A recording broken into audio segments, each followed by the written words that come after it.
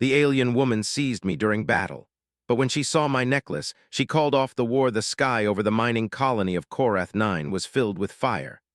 Bright streaks of plasma tore across the darkness as human and alien ships clashed above the planet. Explosions shook the thin atmosphere, sending shockwaves that rattled the colony's fragile structures. Ethan gripped the controls of his fighter, his knuckles white around the yoke, eyes darting from one enemy vessel to the next. Every second mattered. One wrong move and his squad could be vaporized. "Form up, Delta Team," Ethan's voice rang over the comms, steady despite the chaos. "We can't let them break through the outer ring." His team responded with synchronized maneuvers, weaving through debris and blasts. They were outnumbered, but humans had something the aliens didn't: instinct. Every twist of the ship, every careful dodge, was a testament to countless hours of training and survival. Suddenly, a massive shadow crossed the battlefield. Ethan's heart skipped a beat. A warship unlike any he had ever seen descended through the planet's upper atmosphere. Its surface was a shimmering black, jagged and angular, with alien markings that glowed faintly in the dark. The craft moved with terrifying precision, cutting through the chaos as if it owned the stars themselves. "Commander, that's the flagship, the one they call Elira," a voice crackled in his ear. Ethan froze for a fraction of a second. Stories about Elira were whispered across human fleets like ghost stories told to scare rookies. She was an alien warlord, feared for her ruthlessness and unmatched skill in battle. Some said she had never lost a fight. Others said she had taken whole planets without firing a single shot. And now she was here. "Keep your heads down," Ethan ordered, though his own voice trembled slightly. "We've trained for this, just stay alive." The flagship's energy weapons ignited, sweeping across the battlefield in precise, deadly arcs. Ethan's ship shook as a blast hit the wing. Sparks flew, warning lights screamed. He pushed the thrusters, narrowly avoiding a collision with the burning hull of a human cruiser. The comms were filled with static and cries. "Mayday, mayday, we're hit. Ethan, fall back." But Ethan couldn't retreat, not yet. The colony's core was under threat. If it fell, countless civilians would die. Gritting his teeth, he maneuvered his fighter directly toward the alien flagship, attempting a risky attack run. A sudden force hit the hull of his ship, jolting him violently. The screens flickered and went black. He struggled to regain control, but the thrusters failed.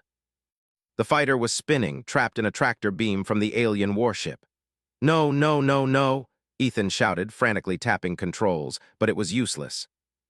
The ship lifted, carried effortlessly toward the flagship, and then dropped into a docking bay with a heavy, echoing clang. The world shook around him. Alarms blared. Smoke filled the cockpit. Ethan unstrapped himself and forced the canopy open, stepping onto the alien deck.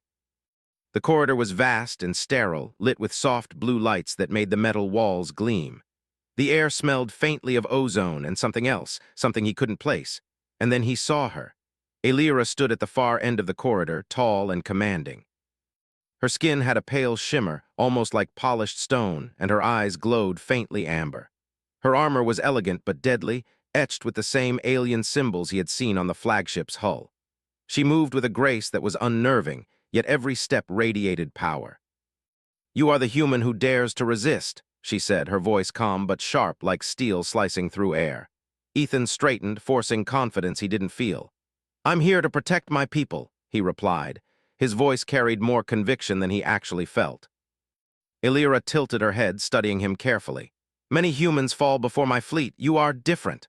Before Ethan could respond, she gestured. Two alien soldiers stepped forward, towering over him, weapons ready. They didn't strike. They didn't need to. Elira's presence alone was enough to hold him in place. "You will come with me," she said, her amber eyes locking onto his. "And you will answer my questions." Ethan didn't resist. Any attempt to fight now would be foolish, but inside his mind raced. He had to find a way to survive, somehow. The ride through the flagship was silent, except for the occasional hum of alien machinery. Ethan was secured in a compartment, the walls smooth and cold. He noticed intricate patterns etched along the surfaces, glowing faintly with the same light as Elira's armor. They seemed almost alive, pulsing softly like a heartbeat. When the doors opened, Elira was waiting. She gestured for him to step forward. "I will not harm you yet," she said, "but make no mistake, human, any lie, any deception, and you will regret it." Ethan nodded, careful not to show fear. "I have no secrets," he said. Elira raised an eyebrow, skeptical, then her gaze fell on something around his neck. A small chain with a pendant shaped like a crescent with a star inside.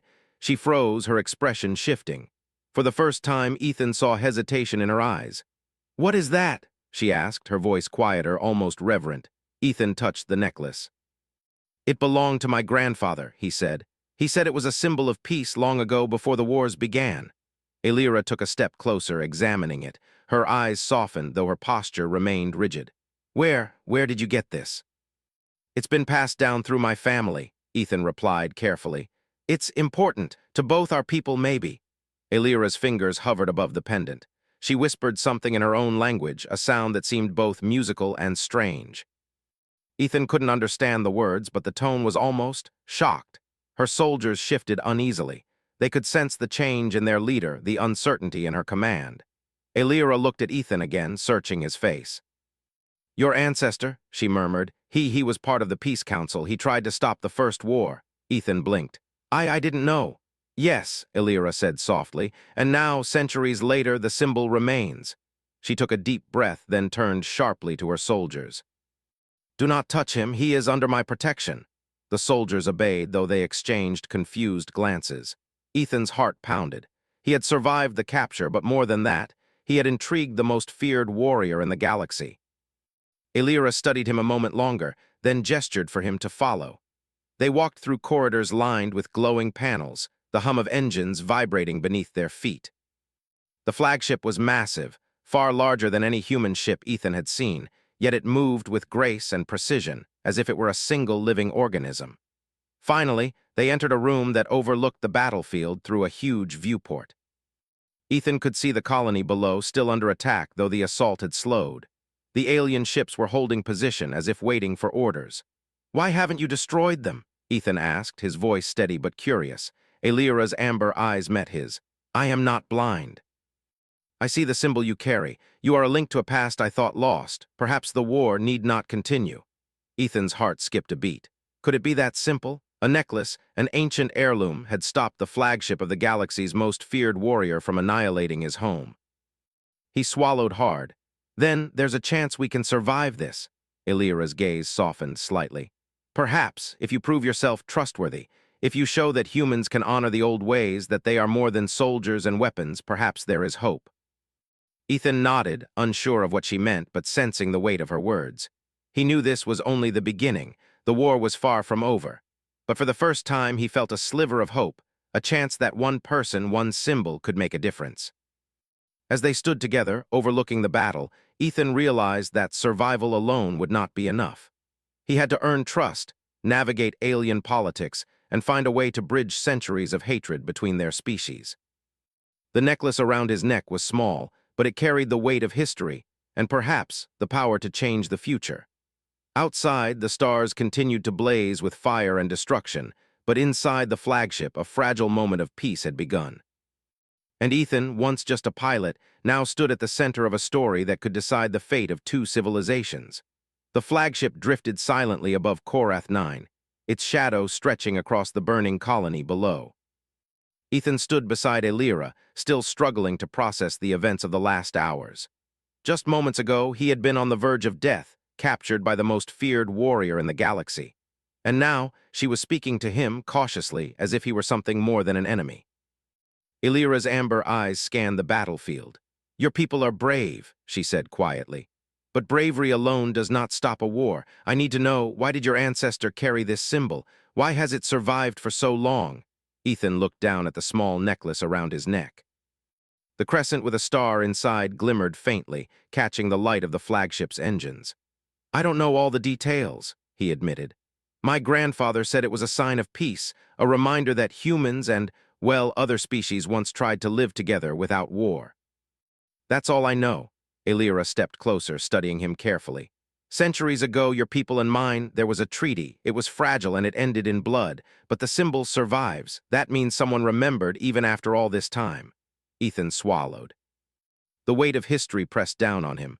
"I never thought it would matter now, not with a war raging all around us."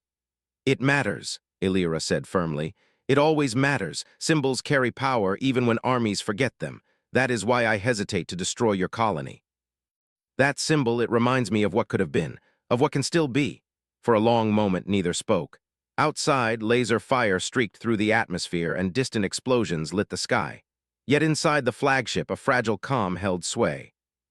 Ethan realized that this calm was temporary, and the moment of peace could shatter at any instant. Elira finally turned, leading him down a series of corridors that twisted like a maze. "You will remain with me for now," she said. "You are protected but not safe. There are those among my people who do not share my judgment. They would see your head on a spike before they listen to reason." Ethan followed, careful not to show fear. "I understand." They entered a room lined with panels that glowed softly, showing the positions of ships across the system. Holographic displays shimmered in the air, highlighting both human and alien fleets. Ethan leaned closer, trying to understand the unfamiliar symbols and numbers. "Your people have courage," Elira said, "but strategy is more than courage. It is planning, patience, and understanding your enemy's mind." She gestured to a section of the display. "These ships," she said, pointing, "move like prey unaware. Your fleet is small, yet they fight with spirit. That is why I have not destroyed them yet. But you human must tell me, why do they fight? What drives them to continue when they are outmatched?" Ethan thought for a moment. "We fight for home, for family. For people who can't defend themselves. You can destroy our ships, our colonies, our cities, but as long as people still care for each other, we will fight. That is what makes humans strong." Elira studied him, expression unreadable. "Strength comes from many sources," she said softly. "But yours comes from something I did not expect. From love, loyalty, and memory. That is rare among warriors." Ethan blinked. He had expected anger, judgment, maybe even curiosity about technology. But praise for human emotion, that was new. "Perhaps," Elira continued, "this war need not continue, but the others," her gaze darkened. "There are generals in my fleet who do not care for memory, who care only for conquest. They would see the humans crushed without hesitation." Ethan's stomach tightened. "Then what do we do?" Elira's lips pressed into a thin line. "We survive. First, you must gain my trust. Then perhaps we can find a way to stop the war before more lives are lost." She led him to another chamber, smaller, more private. It had soft walls and the lights were warmer. "You will rest here," she said. "Your body is not broken, but your mind is. You need to regain focus. Tomorrow we will speak again." Ethan nodded, though he barely slept that night. His mind raced, trying to plan, to understand, to survive.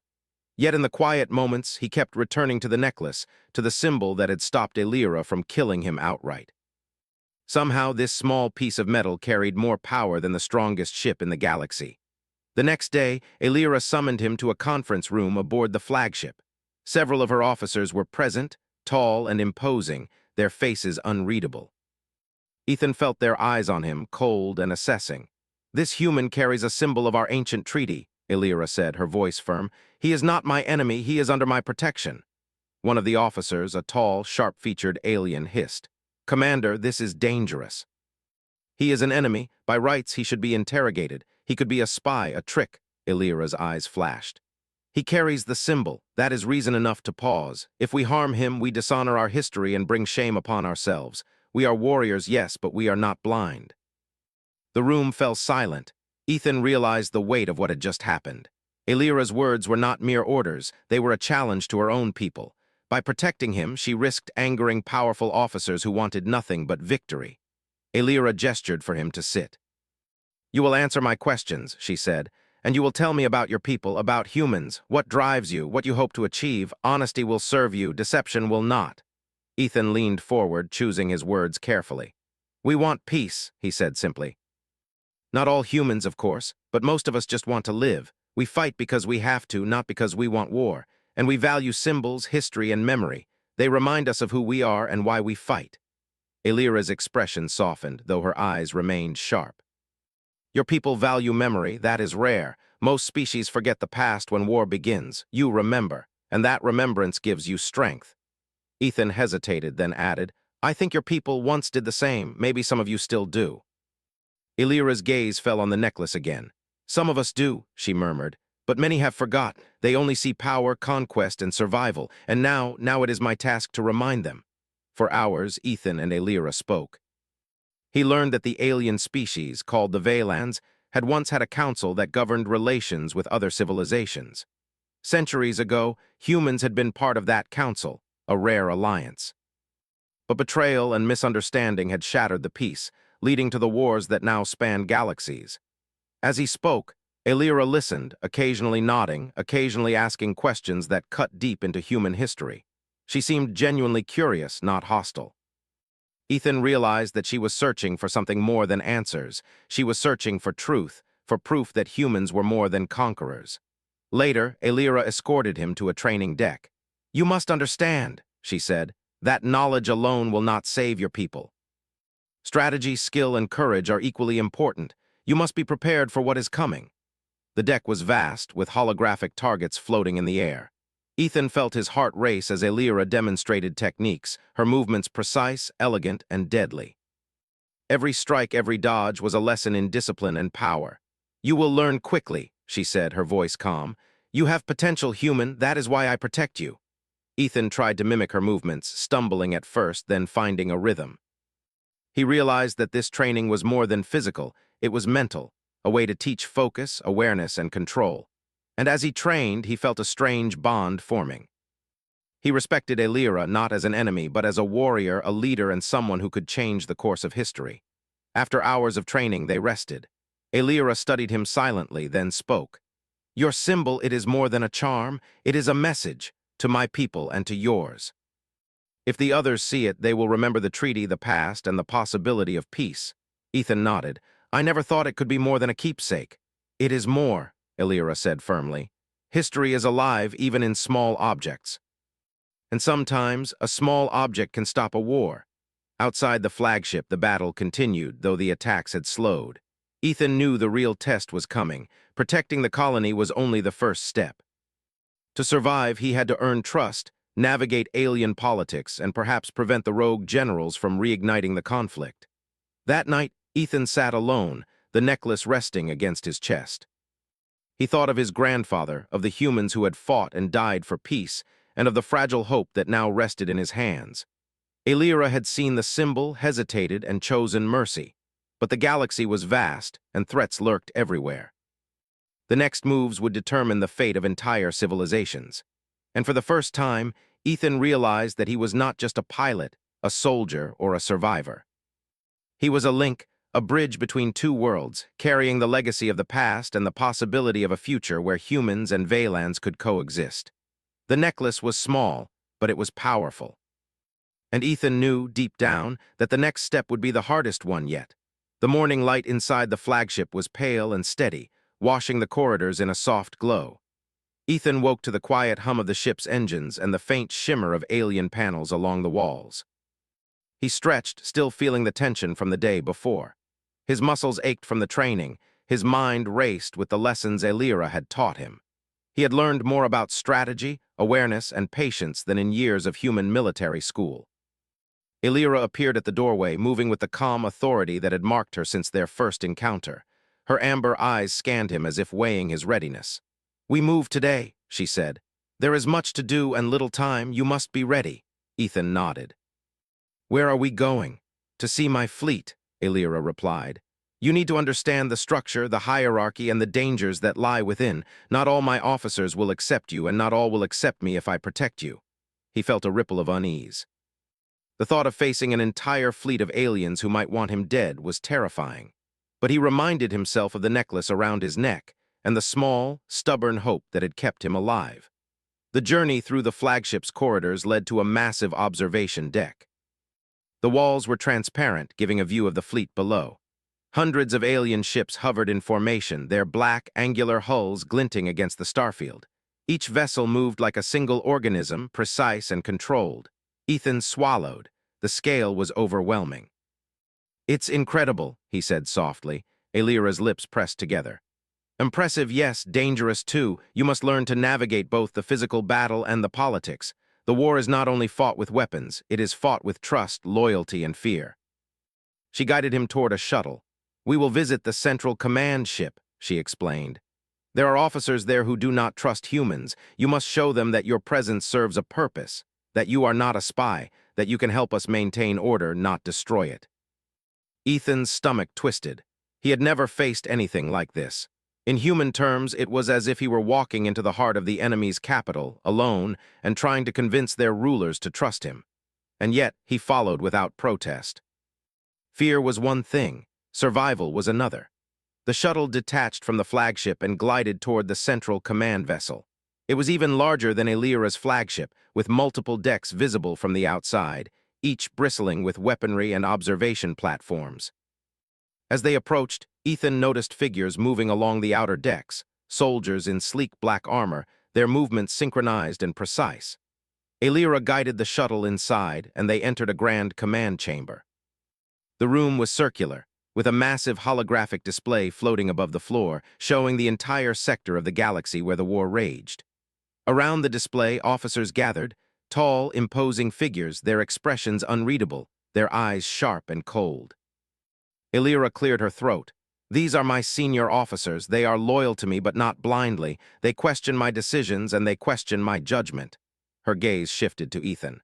"You will speak to them, show them your honesty, your courage, and your loyalty. If you fail, the consequences will be severe." Ethan nodded. "I understand." The room went silent as he stepped forward. Every pair of eyes seemed to pierce him, searching for weakness. He held up the necklace slightly, letting the light catch the small symbol. The room paused. The symbol glimmered faintly, and Ethan noticed the reaction in one of the officers, an older Valan with deep lines etched across his face. His eyes widened for a brief moment, recognition and disbelief crossing his features before he masked it with stern neutrality. Elira's voice broke the silence. "This human carries a symbol from our shared history. He is not merely a soldier. He represents a connection to the past. He carries memory, and memory can guide us better than hatred." One officer stepped forward, his voice harsh. "Commander, with respect, history does not stop war. Symbols do not stop fleets. This human could be a spy, a trick, a tool to weaken our discipline." Ethan took a deep breath. "I am not a spy," he said firmly. "I have no desire to destroy your fleet. I want peace. I want to stop unnecessary deaths on both sides. I have knowledge of human strategy, yes, but I have no loyalty to war itself. I only want to survive, and to help others survive too." The room remained silent, tense, as if the officers were weighing his words like a scale.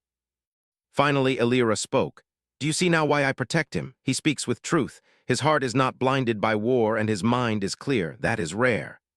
The older officer hesitated, then nodded slightly, though his eyes remained cautious. The others watched, some murmuring among themselves.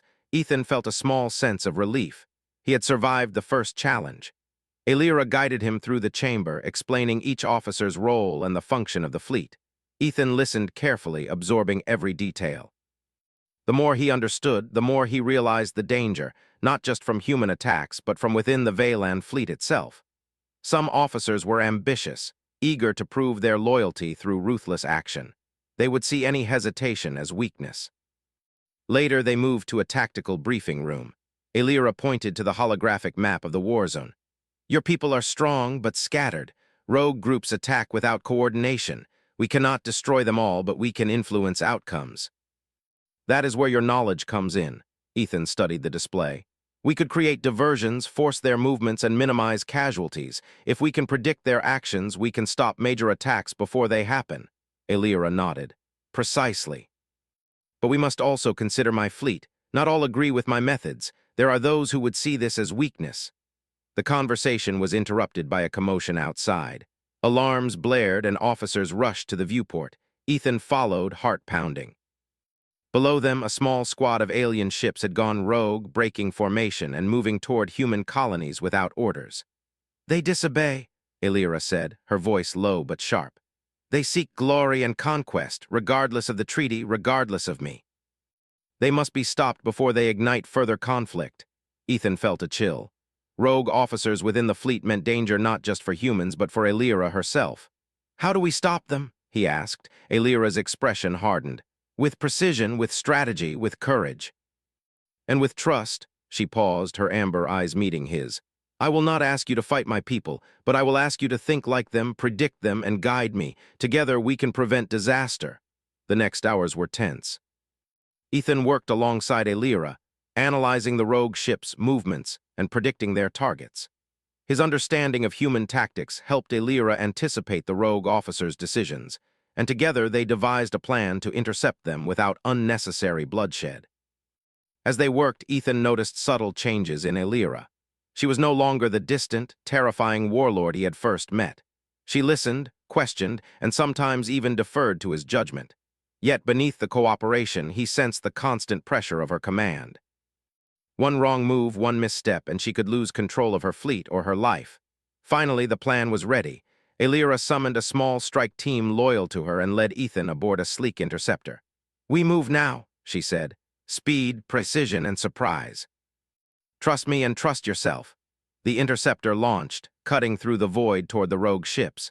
Ethan gripped the controls, his training with Elira guiding his movements. The rogue vessels were formidable, but the combined knowledge of human strategy and Valen technology gave them the edge. The confrontation was swift and precise. Ethan calculated the paths, guided Elira's strikes, and coordinated maneuvers that forced the rogue officers into defensive positions. They did not fight to annihilate, they fought to contain. Finally, the rogue officers surrendered, their ships retreating under Elira's command. Ethan exhaled, the tension in his body easing slightly. They had succeeded. The fleet was intact, the rogue threat neutralized, and countless human lives were safe. Elira turned to him, her expression unreadable for a moment. Then a small hint of a smile touched her lips. "You have done well, human. You think clearly under pressure. You anticipate, you calculate, and you act. That is why I protect you." Ethan nodded, feeling a mix of relief and pride. "I couldn't have done it without your guidance," he said honestly. "Perhaps," Elira replied softly, "but you also have courage and intelligence of your own that cannot be taught." As they returned to the flagship, Ethan realized something important. The necklace around his neck had opened the door, but it was his actions, his mind, and his choices that kept it open. Symbols mattered, yes, but actions mattered more. And now he and Elira had formed a fragile alliance, one that could determine the fate of countless lives. He also understood that danger was far from over. The rogue officers were only the beginning. There were larger threats lurking within the fleet, within the galaxy, and within both civilizations. But for the first time, Ethan felt that perhaps he could make a difference, not just survive, but truly shape the future. The stars outside glittered cold and distant, but inside the flagship, a small light of hope burned. And Ethan, once a pilot fighting to survive, now understood the weight of responsibility he carried, and the power of trust, courage, and memory in a galaxy where war had been the only constant for centuries. The flagship hummed with quiet tension as Ethan followed Elira through the corridors.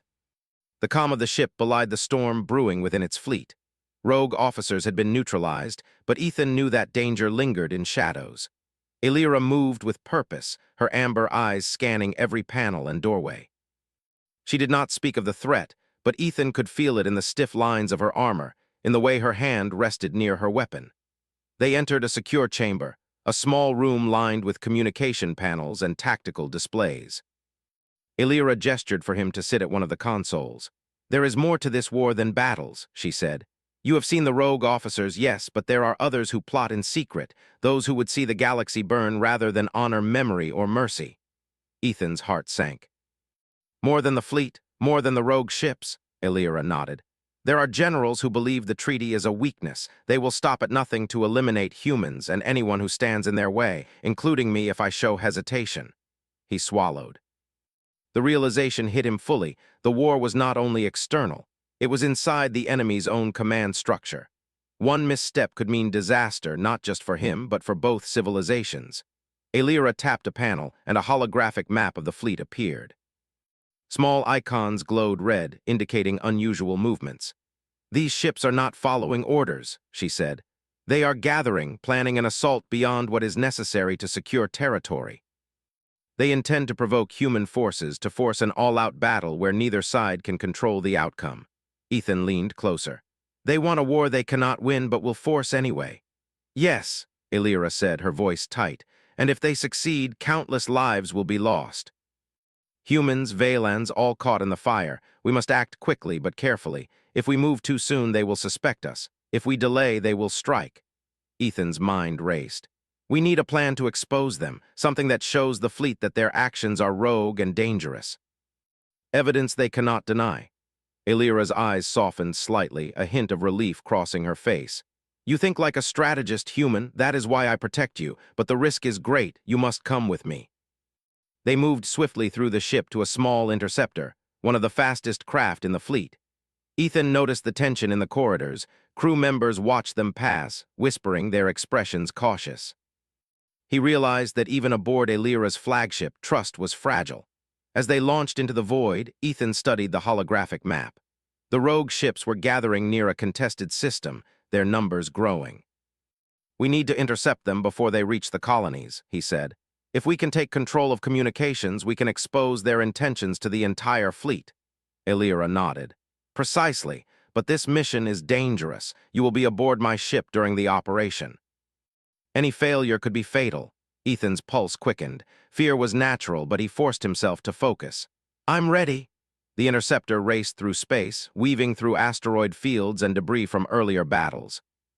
Ethan marveled at the alien technology, the responsiveness of the controls, the precision of the sensors, the way the ship seemed to anticipate their movements. And yet, he knew that skill alone would not be enough. They needed strategy, cunning, and timing. As they approached the rogue fleet, Elira's voice cut through the comms. We move in 2 groups. I will engage their lead ships. You will assist by navigating their formations and predicting their maneuvers. Precision, not force. Ethan nodded, adjusting the controls and scanning the enemy ships. He saw patterns, small details that revealed the intentions of the rogue officers. Their movements were aggressive but predictable if approached logically. The battle began. Elira's flagship moved with deadly grace, intercepting the lead ships and drawing their fire. Ethan guided the interceptor through the gaps, avoiding attacks and positioning them to gather evidence. Holographic recording devices captured the communications of the rogue officers, their plans, their orders, their threats. Every word was proof of treachery. One of the rogue commanders noticed the interception. They are interfering, he shouted. Destroy the intruders. Ethan's hands flew over the controls. Elira, they're trying to flank us. You need to adjust your trajectory. Elira responded immediately, her ship twisting, spinning, and firing with precision. Together, they maneuvered through the chaos, dodging attacks while collecting evidence of the rogue fleet's conspiracy. Hours seemed to pass in minutes. Ethan's focus never wavered. He coordinated with Elira, predicting every movement of the rogue ships, guiding her strikes without firing a single unnecessary shot. The interceptor dodged, turned, and danced through the battle like a shadow. Finally, the rogue fleet hesitated. Their formations were disrupted, their communication lines compromised, and the evidence of their plot transmitted to Elira's fleet. Elira's voice was calm but firm over the comms. This is a warning. Your actions are unauthorized. Stand down or face judgment. There was silence. Then, one by one, the rogue ships began retreating, their leaders forced to acknowledge the proof against them. The fleet realigned, order restored, but the danger was far from gone. Ethan knew that ambition and betrayal could rise again at any time. Elira turned to him once the battle ended. You were remarkable, she said. Your mind, your timing, your courage, they made the difference. Without you, the rogue fleet might have succeeded. Ethan exhaled, relief washing over him. We did it together, he said. I couldn't have done it alone. Elira studied him closely. Perhaps, she said, but your insight saved lives today, not just humans but Vaylans as well. You have begun to earn trust, and trust can shape the future. The next hours were quiet but tense. Elira and Ethan returned to the flagship, their minds still on the rogue officers and the precarious balance of power. They moved through the corridors with caution, aware that not all in the fleet were loyal to her judgment. In a private chamber, Elira spread out a series of holographic displays showing fleet movements, human positions, and potential threats. The war is larger than we imagined, she said, and there are those who would exploit fear, chaos, and anger to gain power. We must anticipate them. Ethan nodded, studying the maps. We can predict most of their moves if we consider their ambitions, their desire for glory. They will act where they think they can gain recognition, where they see weakness. Elira's eyes softened. You understand. That is why I protect you. You see the world not only as it is, but as it could be. That perspective is rare. For the first time, Ethan felt more than fear or obligation. He felt purpose. He realized that the necklace had brought him to Elira, but it was his mind, his choices, and his courage that now mattered. Together, they were a team capable of reshaping the course of the war. As night fell over the flagship, Ethan found himself alone in his quarters, the necklace resting against his chest. He thought of the colonies below, still recovering from the battles. He thought of Aelira, a warrior bound by honor and duty, now risking her reputation and life to prevent unnecessary bloodshed. He understood the truth. Survival was no longer enough. To protect humanity, to prevent further destruction, he had to act with intelligence, courage, and foresight. And he had to trust Aelira, even as dangers rose within her fleet, and threats from beyond the stars loomed closer with every passing moment. The necklace glimmered faintly in the dim light, a symbol of history, a reminder of peace, a fragile thread connecting two civilizations that had long fought and long forgotten. Ethan traced it with his fingers, understanding that the smallest objects could carry the heaviest weight. Tomorrow would bring new challenges. Rogue generals might rise again, human reinforcements could arrive too late, and alien ambitions might threaten everything they had fought to protect. But for now, he allowed himself a moment of calm, a recognition that courage, intelligence, and trust could change the path of history. Ethan lay back, staring at the ceiling, listening to the quiet hum of the flagship. Aelira's words echoed in his mind. Trust, courage, and memory, that is what shapes the future. He understood it now. The necklace had been the key, yes, but it was the choices he made, the courage he displayed, and the trust he earned that would truly save lives. And as the stars glittered coldly beyond the hull, Ethan prepared himself for the trials to come. The galaxy was vast, the threats countless, and the war far from over. But for the first time, he felt that change was possible, and that perhaps, together with Aelira, he could be the link that forged a new path between humans and Vaylans. The stars outside the flagship burned cold and distant, a silent witness to centuries of war. Ethan stood beside Aelira on the observation deck, the necklace resting against his chest. He could feel the weight of the galaxy pressing down on them. The rogue generals had been exposed, their ambitions revealed, but the threat was far from gone. Their fleet still moved like a living organism, loyal in part but restless. One spark could ignite chaos again. Aelira's amber eyes scanned the display in front of them, showing fleet positions, human colonies, and the scattered remnants of rogue vessels. "They have nowhere to hide now," she said, her voice firm, "but they will try to regain power. We must act decisively. Hesitation now could cost thousands of lives." Ethan nodded, gripping the railing. "We need a plan that forces them to stand down without unnecessary bloodshed." "Exactly," Aelira said. "And for that we need every tool at our disposal. Strategy alone is not enough. We need symbols, history, and proof. Your necklace, your people's memory, it can do what weapons alone cannot." He understood. This was the moment when courage, intellect, and heritage would collide. He and Aelira had to act together to prevent a war that could destroy everything. They moved swiftly to the tactical chamber. Aelira summoned the loyal officers, those who had not joined the rogue factions. Ethan could feel the tension in the room, a mix of respect, fear, and suspicion. Every Valan present knew the stakes. Aelira raised the pendant slightly, letting the light from the necklace catch the hollow panels. "This symbol represents our shared history," she said, her voice carrying authority. "It reminds us of the treaties, the alliances, and the peace that once existed. It reminds us that war is not the only path." The room fell silent. Murmurs spread among the officers. Some glanced at Ethan, then at the necklace, as recognition flickered across their faces. This small object, simple, unassuming, carried more weight than any fleet or weapon. One of the rogue generals stepped forward, his expression hard and defiant. "Symbols do not command ships. They do not enforce orders. We will continue this war if it serves our purpose." Aelira's gaze hardened. "And that is why you will fail. You have no vision beyond ambition, no understanding of honor or history. I give you one chance, stand down or face the judgment of the fleet." The general hesitated. He looked at the necklace, at Ethan, at the faces of the officers who had remained loyal. The memory of the treaty, of past victories and failures, seemed to weigh on him. He knew he could not win without igniting rebellion among his own troops. "Stand down," he finally said, his voice low but firm.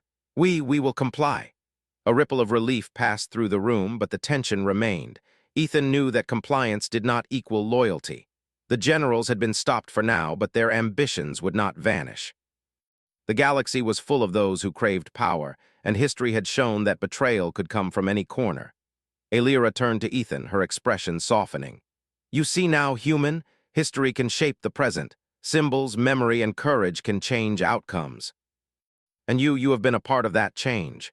Ethan exhaled, feeling the exhaustion of the past days settle into his bones.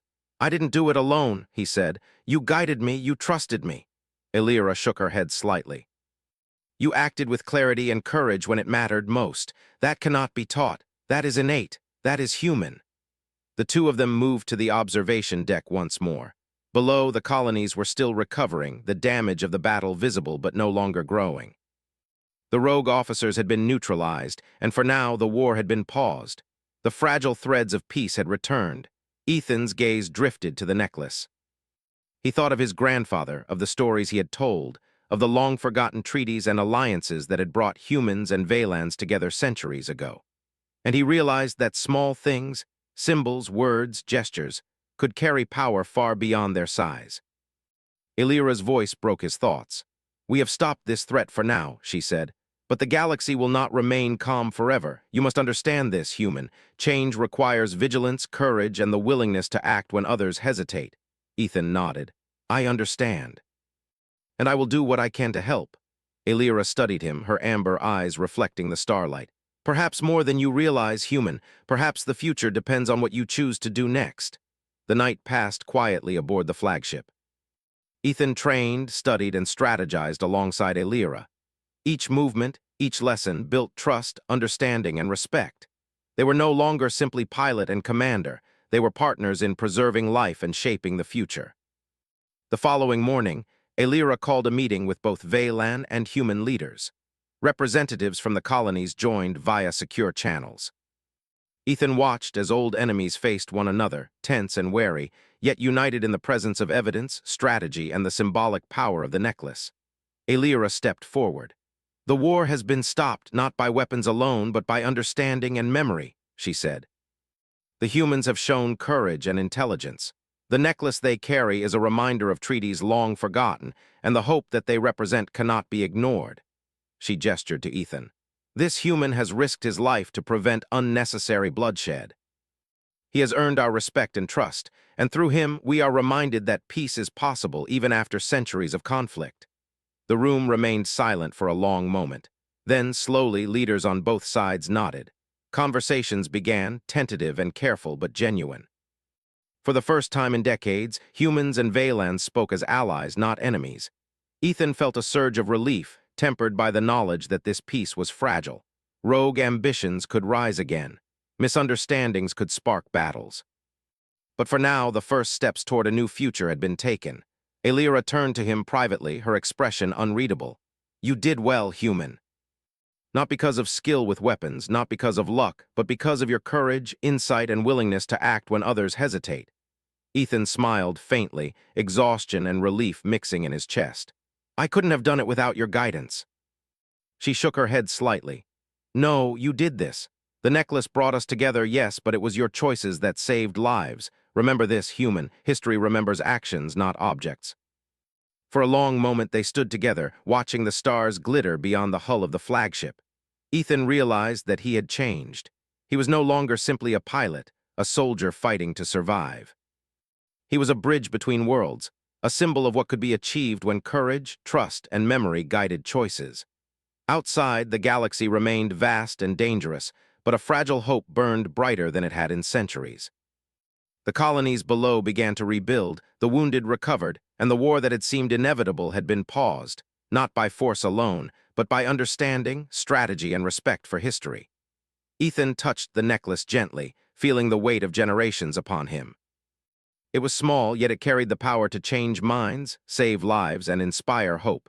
And in the hands of someone willing to act with courage and wisdom, even the smallest things could shape the future. Alira's voice broke the silence once more. Rest, human. The next challenges will come, but for now we have done well. Ethan nodded, finally allowing himself to breathe. He had survived capture, fought alongside a legendary warrior, exposed conspiracies, and helped prevent a war that could have destroyed countless lives. And in doing so, he had learned the most important lesson of all, that courage, intelligence, and memory could light a path even in the darkest of times.